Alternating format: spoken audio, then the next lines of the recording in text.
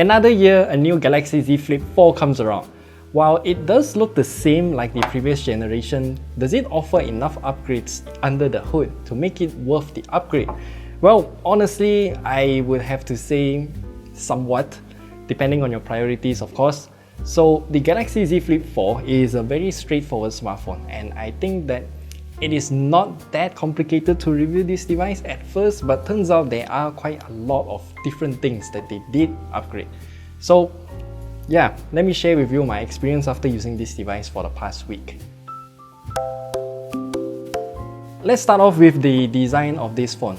And I would have to say the most apparent change here is of course the top and bottom part. I don't know how to describe it, but this part and this part, the colored parts. So they are now made out of a matte finish, and the hinge cover is also now in a metallic finish instead of a matte finish compared to last year's phone. And we should also highlight the vast variety of colors available for the Galaxy Z Flip 4.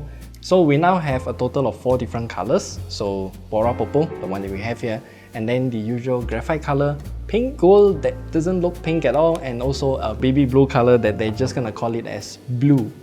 And for the first time ever here in Malaysia, we have the full-fledged Bespoke Edition for the Galaxy Z Flip 4.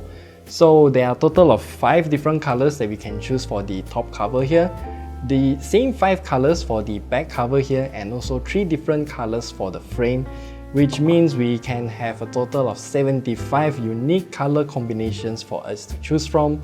But we'll have to shell out an extra 200 ringgit just to enjoy the Bespoke Edition customizations. If you're thinking of reusing all of the cases from the Galaxy Z Flip 3 on the Galaxy Z Flip 4, I don't think it will work because there are some minor changes to the dimensions to shave off millimeters off the phone length and width, particularly with the screen's frame. And I mean, you can definitely see that the edge at the top and bottom part of this phone is now thinner than before.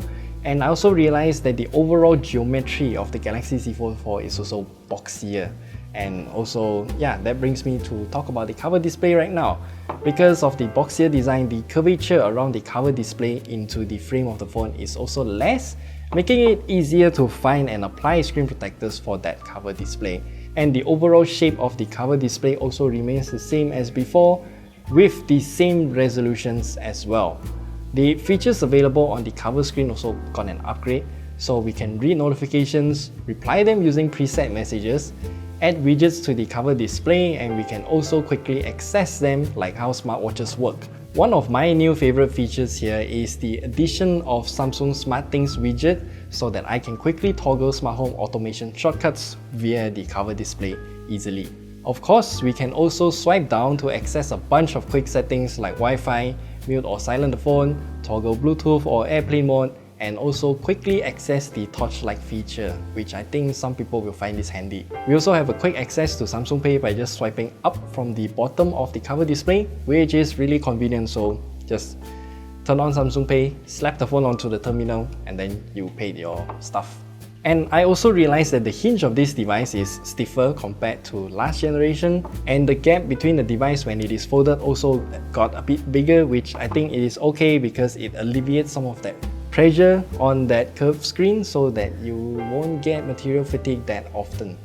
And with this new hinge design, I also find that the crease is less noticeable than before. And if we open up the device, we can see that it is now using a 6.7-inch foldable Dynamic AMOLED 2X display, which can go up to 120Hz refresh rate, and it can also go all the way down to 1Hz to conserve battery. But the spec sheet doesn't actually convince me, so I took out our colorimeter to test it out.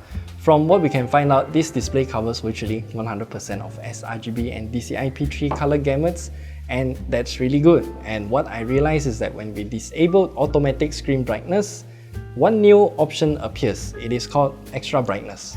Turning it on means that this phone can go up to 750 nits of brightness, somewhere around there, and it is extremely bright. Please do not do this in the dark. And that means you can also use this phone under direct sunlight with no problems. So what else got an upgrade? Well, obviously the chipset.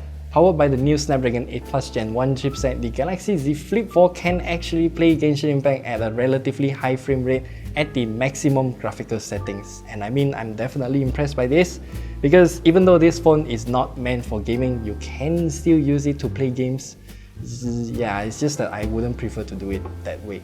Just remember to enable the alternate game performance management option in the game launcher to get the best performance possible. The temperature of this device though is definitely a bit higher. So our thermal camera measured it at about 41 degrees Celsius at the top side, but the bottom side of this phone here is only at about 30 something, 31 if not mistaken, and that is because all of the heat generating components like the chipset is located somewhere beside the camera module at the top part here. And I mean, it is just mesmerizing to see it in the thermal camera because it shows that the screen side has split down the middle. One side is hot, one side is cool. It's just funny to see these kind of things. With a new chipset on the Galaxy Z Flip4, that also means that you're gonna get better efficiency, right? Well, actually, that is not really the case because most of that extra battery life on this device comes from the upgrade of the battery capacity from 3300 mAh battery to a 3700 mAh battery. Now, we tested this device at 100 nits of brightness using PC Mark battery life tests, and it got about 10 hours and 20 minutes. And since our battery life testing methodology was the same for last year on the Galaxy Z Flip3, we can reuse that data as a point of reference. That device lasted for 8 hours and 32 minutes. If we do some quick math as shown on the screen here, we can calculate that the battery increase is mostly due to the battery capacity. The new chipset definitely helped in terms of its efficiency, but it's not that much as it claims to be. Anyway, with that 10 hour and 20 minutes result from PC Mark battery life test, I'd have to say you will still need to be a bit thrifty in terms of how you use the device, else that 3700 mAh battery can't really last you throughout the full day. The charging speed on the other hand also got an upgrade, so we are now looking at 25 watts of fast charging on this device, and it charges from 15 to 100% in about 75 minutes. The charging time is actually exactly the same as the Galaxy Z Flip3's 15 watt charging, but considering that we did get a larger battery capacity of 3700 mAh, I would still say it's an upgrade. What remains more or less similar as the previous generation are the camera megapixel count and the lens aperture. There are some tweaks made to the main camera sensor, and the focal length is also tweaked a little bit, but I'm not gonna dive into the technical specs here because we just want to look at the picture quality, and I will have to say the main camera, the indoor shots, they are looking good, but when it comes to outdoor shots, the HDR isn't exactly the best because as you can see in certain shots like this one, the grass just looks way too bright. However, there are certain scenes that just look so good. The ultra-wide angle on the other hand, I can't help but to realize the colors are extremely punchy, and other than that, I think the ultra-wide angle camera does a pretty good job in taking pictures with an ultra-wide angle because, you know, that's its purpose anyway. And let's not forget about the software.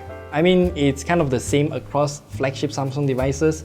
The Galaxy Z Flip4, since it is a foldable device, it also comes with the usual flex mode, and it works more or less just like before, so that's about it. We do have a new split screen feature that we can enable by heading into the Labs menu, and just using two fingers we can swipe from the bottom upwards, and then we can select what app we want to use as the secondary app right below the second half of the device. I honestly think that the Galaxy Z Fold4 software got a much bigger change since the Android 12L or Android 12.1 for that matter is made to enhance the user experience of foldables and tablets. A few more things that I want to highlight is that this phone also still comes with IPX8 rating, so you can throw this in the water, just make sure that you know what you're doing. And it also still uses a USB 2.0 port at the bottom, which means no Samsung DeX as well. As for the conclusion, I think that it is pretty much the same sentiment as the Galaxy Z Fold4. For us here in Malaysia, the price got an increase of 100 ringgit compared to last year, and that is perfectly fine because we get two huge perks. The first one is an extra year of warranty. The second one is the extra 3 more times of the inner screen film protector replacement from Samsung themselves.